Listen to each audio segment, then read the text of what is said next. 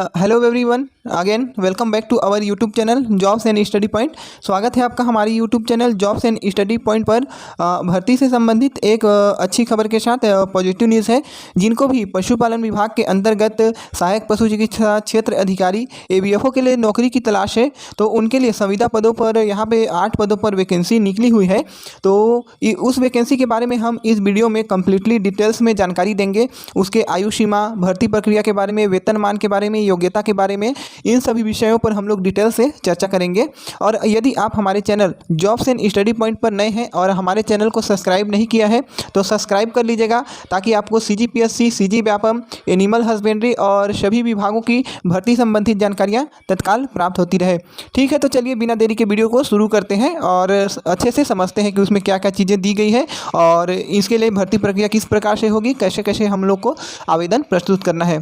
ठीक है, जैसा कि आपके स्क्रीन पर शो हो रहा होगा, यह नोटिफिकेशन कार्यालय उप संचालक पशु चिकित्सा सेवाएं जिला मुंगेली छत्तीसगढ़ के द्वारा जारी किया गया है, जो कि आज दिनांक 18 जुलाई की स्थिति में जारी किया गया है। इसमें बताया गया है कि जो सहायक पशु चिकित्सा क्षेत्र अधिकारी ABFO है, उसमें संविदा भर्ती किया जाना है, जिसके अंतर्गत जो मुंगेली जिला के कलेक्टर हैं उनके अनुमोदन के द्वारा 1 वर्ष की अवधि के लिए संविदा भर्ती निकाला गया है। और इसके लिए वेतनमान मानदेय 18,420 रुपये प्रति माह वेतन रखा गया है। जिनके पास शैक्षणिक योग्यता वेटनरी पॉलिटेक्निक यानी कि DAH diploma in animal husbandry का कोर्स उत्तीर्ण किए हैं और वह सर्टिफिकेट उनके पास है, तो वो इस पद पे अपना आवेदन प्रस्तुत कर सकते हैं। यहाँ पर बताया गया है कि जितने भी अभ्यर्थी हैं जिनके पास DH का सर्टिफिकेट है, उत्तीर्ण DH उत्तीर्ण छत्तीसगढ़ राज्य के निवासी अभ्यर्थी इसमें आवेदन अपना प्रस्तुत कर सकते हैं। यहाँ इसके लिए हम लोग अगर अंतिम तिथि की बात करें तो यहाँ पे आपके 18 अगस्त 2023 तक आपको पंजीकृत डाक या फिर वहां स्वयं उपस्थित होकर अपना आवेदन पत्र के साथ स्वप्रमाणित दस्तावेज जो भी है आपके पास 18 अगस्त 2023 तक अपना फॉर्म यहां पे सबमिट करना है। यहां समय भी बताया गया है 5 बजे से पहले 18 अगस्त तक आपके डॉक्यूमेंट वहां पे पहुंच जाने चाहिए।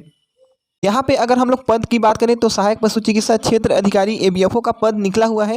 ये DMF के अंतर्गत निकला हुआ है, जिसके लिए वेतनमान 18,420 रुपये प्रति माह रखा गया है। अगर हम लोग इसके रिक्त पदों की बात करें तो टोटल यहाँ पे 8 पद निकले हुए हैं, जिसके अंतर्गत अनारक्षित यानी कि जनरल में आपके 5 पद हैं। 5 पद में से जो 2 पद हैं वो फीमेल के लिए हैं, महिला के लिए है, और जो 3 पद है वो मुक्त के लिए है। ठीक है, बाकी अन्य पिछड़ा वर्ग की बात करें OBC के लिए तो OBC के लिए मात्र यहाँ पे 1 पद मुक्त में निकला हुआ है। अन्य जनजाति यानी कि ST की बात करें तो ST के लिए यहाँ पे कोई भी पद नहीं दिया गया है। और अन्य अनुसूचित जाति की बात करें अगर हम लोग SC की बात करें तो SC के लिए यहाँ पे 2 पद मुक्त में निकाले गए हैं। तो इस प्रकार से हम लोग टोटल देखें तो टोटल यहाँ पे आपके 8 पद निकाले गए हैं, जिनके लिए जो वेतन है वो DMF के द्वारा आपको प्रदान किया जाएगा। बाकी जानकारी हम लोग आगे वीडियो में और देखते हैं। तो यहाँ पे कुछ आपके नियम और शर्तें दी हुई है। तो इसके लिए सबसे पहला आपका शैक्षणिक योग्यता दिया हुआ है कि आपको दाऊ श्री वासुदेव चंद्राकर कामधेनु विश्वविद्यालय दुर्ग के अंतर्गत किसी भी पॉलिटेक्निक, या तो आप सूरजपुर, महासमुंद, जगदलपुर, राजनांदगांव, चारों पॉलिटेक्निक में से किसी भी पॉलिटेक्निक में आप पॉलिटेक्निक के साथ आपको DH उत्तीर्ण होना चाहिए। और DH में आपके यहाँ पे प्रतिशत भी दिया गया है कि कम से कम आपके पास 50% यानी कि 50% अंकों के साथ आपके पास DH का सर्टिफिकेट होना चाहिए, तभी आप इसके लिए पात्र होंगे। और यहाँ पे बताया गया है यह जो संविदा नियुक्ति है वो DMF के अंतर्गत की जा रही है, जिसका जो यहाँ की बात करें तो 1 वर्ष के लिए यह पद जो है निकाला गया है। इसके अंतर्गत यदि आपका चयन होता है तो यहाँ पे आपको केवल 18,420 रुपये एक मुश्त ही वेतन दिया जाएगा। इसके अलावा किसी भी प्रकार के सेवा भत्ते और किसी भी प्रकार की सुविधाएं नहीं दी जाएगी। सेवा के दौरान एक मुश्त मानदेय से GPF, CPS, GIS की कटौती नहीं की जाएगी। जितने भी आपके कटौती के मिलते हैं तो इसमें आपको किसी भी प्रकार की कटौती नहीं की जाएगी, केवल एक मुश्त वेतन ही दिया जाएगा। देखिए यहाँ पे मैंने बताया था यदि कलेक्टर दर पे यानी कि DMF मद में यदि राशि उपलब्ध है तभी इसको आगे बढ़ाई जा सकती है, निरंतर की जा सकती है। ठीक है, यदि पैसा नहीं है तो 1 वर्ष के बाद सेवा अवधि को समाप्त कर दिया जाएगा। अगर हम लोग इसके लिए एज क्राइटेरिया की बात करें तो आयु सीमा यहाँ पे आपका 18 वर्ष 1/1/2023 की स्थिति में 18 वर्ष से 35 वर्ष तक रखा गया है, यानी कि 18 वर्ष से कम नहीं होना चाहिए और 35 वर्ष से अधिक नहीं होना चाहिए। भर्ती प्रक्रिया के दौरान जिला प्रशासन द्वारा नियम और शर्तें में किसी प्रकार के परिवर्तन किए जाने पर आवेदक को यह मानना होगा। इसमें आपको आवेदन पत्र के साथ आपको इसमें 50 रुपये के स्टाम्प में एक शपथ पत्र भी प्रस्तुत करना होगा। यदि आप शपथ पत्र प्रस्तुत नहीं करते हैं तो आपका आवेदन निरस्त हो जाएगा। शपथ पत्र का प्रारूप हम लोग आगे वीडियो में बताएंगे और दिखाएंगे कि कैसे आपको उसको फिल करना है, कैसे बनवाना है और कैसे भरना है। ठीक है।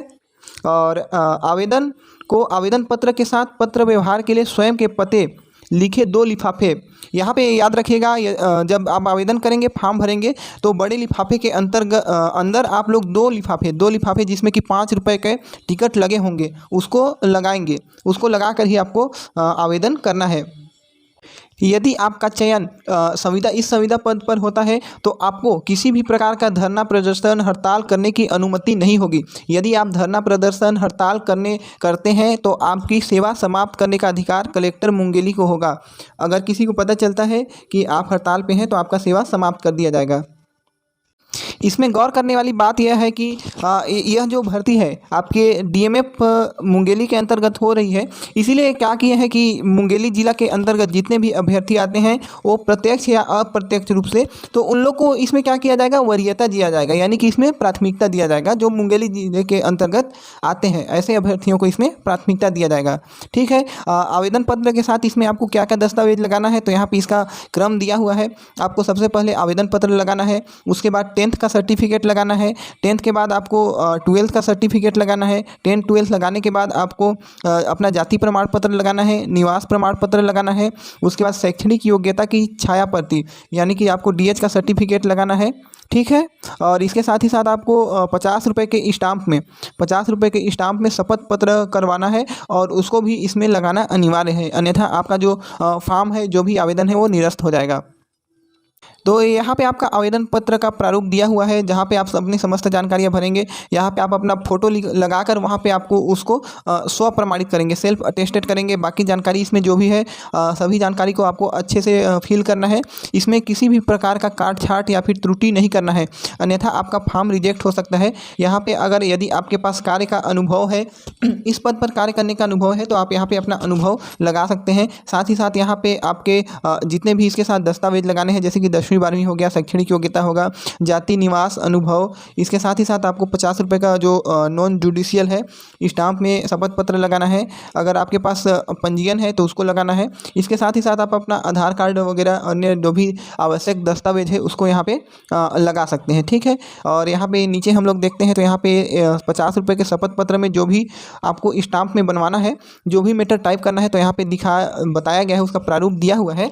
जैसे कि मैं शपथ करता तो यहाँ पे आपका नाम हो जाएगा, यहाँ पे पिता का नाम, कितना उम्र है, साथ ही साथ कौन से ज़िले के हैं, आपका पोस्ट ऑफिस कहाँ है, ज़िला कहाँ है, ये सभी जानकारियों को अच्छे से फिल करना है। इसके बाद नीचे जो भी जानकारियाँ दी हुई हैं इस समस्त जानकारियों को आपको टाइप करा के 50 रुपये के जो स्टाम्प है उसमें अच्छे से प्रिंट करा के फिर उसको शपथ पत्र के रूप में प्रस्तुत करना है। क्योंकि इसमें जो भी जानकारी है आपको अच्छे से फिल करना है, इसमें किसी भी प्रकार का काट छाट नहीं करना है। तो आई होप आप लोग वीडियो को अच्छे से समझ गए होंगे। और मुंगेली ज़िले के अंतर्गत जितने भी अभ्यर्थी आते हैं और उसके अलग भी ज़िले के हैं तो लोग भी अपना इसमें आवेदन प्रस्तुत करिएगा, ताकि आपको यदि मुंगेली ज़िले के अभ्यर्थी ना हैं तो ऐसी स्थिति में जो अन्य ज़िले के अभ्यर्थी हैं उन लोग को भी इसमें लिया जाएगा। तो आई होप वीडियो को आप लोग अच्छे से समझ पाए होंगे और दी गई जानकारियों को भी अच्छे से समझ पाए होंगे। तो आज का वीडियो बस इतना ही। मिलते हैं अगले वीडियो में भर्ती से संबंधित अन्य जानकारी के साथ। देखने के लिए आप सभी का बहुत बहुत धन्यवाद। Thank you.